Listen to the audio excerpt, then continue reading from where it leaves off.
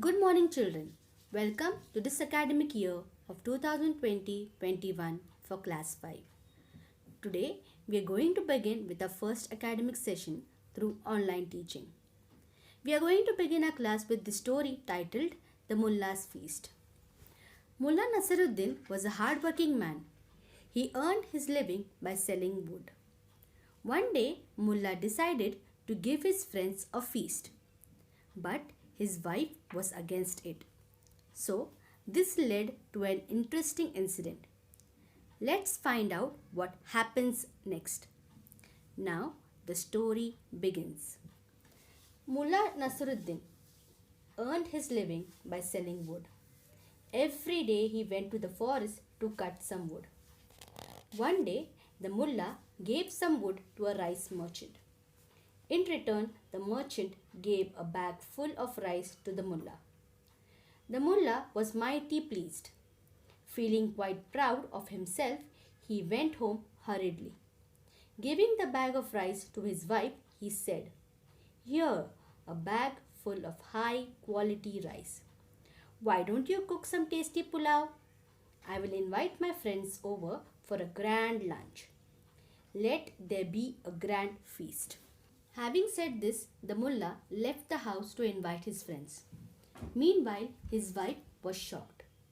A feast, she wondered. Has the mullah gone crazy? When we don't have enough to feed ourselves, why should he invite friends for a lavish feast? When will the mullah understand? But he never listens to me, and so there is no point in talking to him. But the mullah's wife knew him very well. She thought, if I tell the mullah bluntly, he won't listen to me.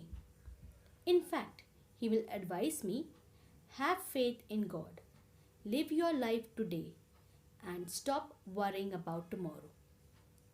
Use the whole bag of rice to cook the tastiest pulao and serve it happily to all my friends.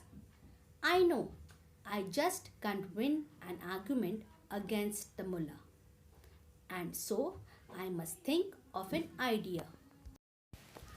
After some time, the mullah returned home with his friends.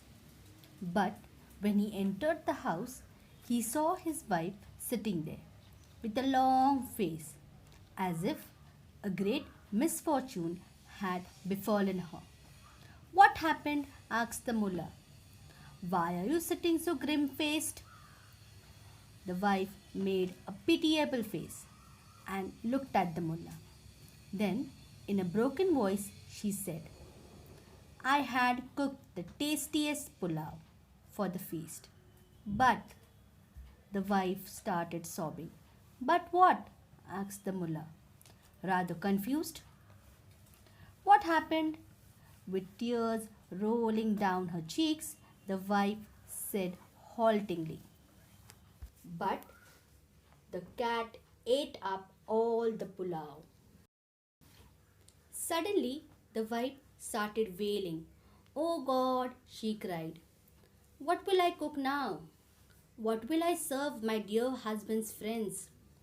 The mullah's friends looked at one another, as if they were suggesting to one another that it was time for them to leave. Finally, one of them said, "Mullah Nasruddin, I think we should all leave." "No, no," said the mullah emphatically. "Please sit." Having said this, the mullah walked out of the house.